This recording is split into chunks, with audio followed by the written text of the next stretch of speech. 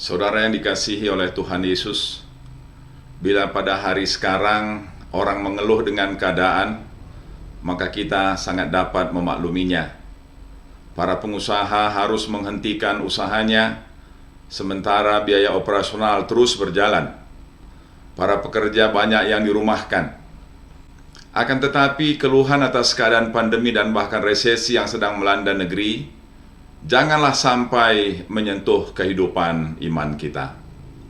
Menurut kitab Ibrani, penderitaan adalah ancaman iman. Banyak jemaat Ibrani yang sudah tawar hati karena penderitaan yang mereka alami, dan bahkan sebagian sudah mundur dari iman mereka.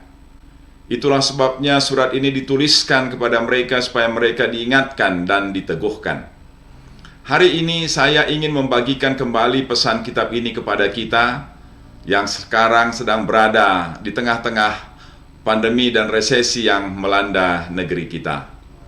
Ada 3 pesan firman Tuhan dari kitab Ibrani ini kepada kita hari ini. Pertama ialah bahwa Kristus berkuasa dan bisa merasa. Firman Tuhan katakan Ia adalah cahaya kemuliaan Allah dan gambar wujud Allah, dan menopang segala yang ada dengan firman-Nya yang penuh kekuasaan. Pasal 1 ayat 3. Yang artinya adalah Kristus menopang segala yang ada dengan firman-Nya yang penuh kekuasaan. Di dalam 1 Petrus pasal 1 ayat 5 firman Tuhan mengatakan, yaitu kamu yang dipelihara dalam kekuatan Allah. Kalau kita bisa hidup sampai dengan hari ini, itu adalah karena dipelihara dalam kekuatan Allah. Sebab oleh karena Ia sendiri telah menderita karena pencobaan, maka Ia dapat menolong mereka yang dicobai. Pasal 2 ayat 18. Tuhan telah mengalami penderitaan di kayu salib, ditolak oleh umat yang dikasihinya, dihianati oleh muridnya. Maka penderitaan yang kita alami pun Tuhan bisa merasakannya. Penderitaan yang saudara alami pun Tuhan bisa merasakannya karena Ia pernah mengalaminya. Dan firman Tuhan katakan, Yesus Kristus tetap sama baik kemarin maupun hari ini dan sampai selama-lamanya. Pasal 13 ayat 8. Bila dulu Tuhan Yesus sanggup menolong orang yang sakit, orang yang buta, orang yang lumpuh, dan bahkan orang yang mati, maka sekarang pun Tuhan Yesus tetap memiliki kuasa yang sama. Bila dulu orang-orang yang ditolak oleh dunia diterima oleh Tuhan, maka sekarang pun barangkali kita yang tertolak oleh dunia ini, Tuhan akan menerima kita. Yang kedua, jangan murtad, tetap tekun dan beriman.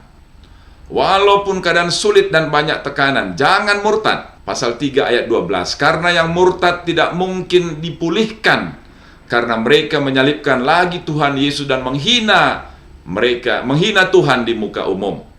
Pasal 6 ayat 6. Penderitaan yang saudara alami adalah ujian supaya saudara tekun. Bila saudara sudah tekun, maka Tuhan akan menggenapi janjinya kepada saudara. Kapankah itu? Firman Tuhan katakan, sebab sedikit, bahkan sangat sedikit waktu lagi. Pasal 10 ayat 37. Oleh karena itu tetaplah tekun mengikut Tuhan. Tetap beribadah bersama dengan saudara seiman. Dan jangan tinggalkan persekutuan dengan orang percaya. Pasal 10 ayat 25. Saudara, iman adalah dasar dan bukti untuk melihat keadaan dan mengharapkan masa depan. Abraham beriman pada janji Tuhan untuk menjadi bapa bangsa yang besar, padahal ia sudah tua dan istrinya sudah mati haid. Ia beriman pada janji Tuhan untuk memiliki negeri yang luas, padahal ia hanyalah pendatang. Oleh karena itu ketika disuruh pergi ke negeri itu, ia melakukannya dengan iman. Marilah kita percaya, meskipun tidak masuk akal, meskipun rasanya tidak mungkin, tapi bagi Allah tidak ada yang mustahil.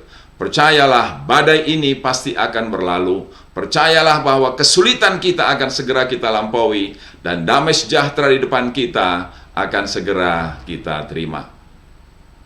Ketika kita sedang menghadapi penderitaan, ingatlah kepada Tuhan Yesus yang lebih menderita daripada kita. Ia tekun memikul salib, mengabaikan kehinaan sehingga ia layak menerima kemuliaan. Pasal 12 ayat 3. Pergumulan kita tidak sampai mengucurkan darah seperti yang terjadi pada Kristus. Terimalah semua penderitaan ini sebagai didikan dari Tuhan atas kita. Yang ketiga, jangan ikut kacau di dalam situasi yang kacau. Saudara-saudara, ada teori yang mengatakan bahwa sikap dan perilaku orang dipengaruhi oleh lingkungannya. Bila lingkungannya baik, maka baiklah perilakunya. Kalau lingkungannya buruk, maka perilakunya pun ikut buruk juga. Firman Tuhan mengatakan bahwa pergaulan yang buruk merusak kebiasaan yang baik. 1 Korintus pasal 15 ayat 33. Bagaimana kita bersikap di tengah-tengah dunia yang sedang menghadapi krisis ini? Ada 4 nasihat firman Tuhan kepada kita. 1, jangan hanya memikirkan diri sendiri. Jangan hanya memikirkan kepentingan sendiri, tetapi lakukanlah kasih persaudaraan dengan memberi tumpangan dan saling memberi perhatian. Pasal 10 ayat 24. Yang kedua, jangan cemarkan perkawinan, jangan cabul. Karena dalam situasi yang sulit, kadang-kadang kita tergoda untuk menghalalkan segala cara, mengabaikan segala nilai-nilai moral, supaya bisa bertahan hidup. Pasal 12 ayat 16. Dan yang ketiga, jangan menjadi hamba uang. Jangan jual harga diri demi uang. Jangan jual iman demi uang. Karena hal itu akan merusak kehidupan saudara. Itu terjadi seperti Esau yang menjual hak kesulungannya demi semangkuk bubur. Dan yang keempat ialah jangan melawan pemimpin. Ikuti petunjuk pemerintah dan juga pemimpin gereja, sehingga kita bisa melewati masa yang sulit ini bersama-sama dengan Tuhan. Saudara-saudara yang dikasihi oleh Tuhan Yesus, keadaan yang berat dan sulit ini hanya sementara. Tuhan Yesus tetap mengendalikan keadaan. Alam semesta diciptakannya dengan kata. Orang mati dibangkitkannya dengan kata. Angin sakal reda dengan perkataan Tuhan. Maka keadaan ini pun akan pulih dengan sabda Tuhan Yesus. Oleh karena itu, pandanglah Tuhan Yesus, percayalah kepadanya. Kuatkanlah tangan yang lemah dan lutut yang goyah. Sedikit waktu lagi penderitaan ini akan segera berlalu. Kelegaan dan kemenangan akan segera tiba. Tuhan memberkati kita di tengah-tengah keadaan ini. Amin.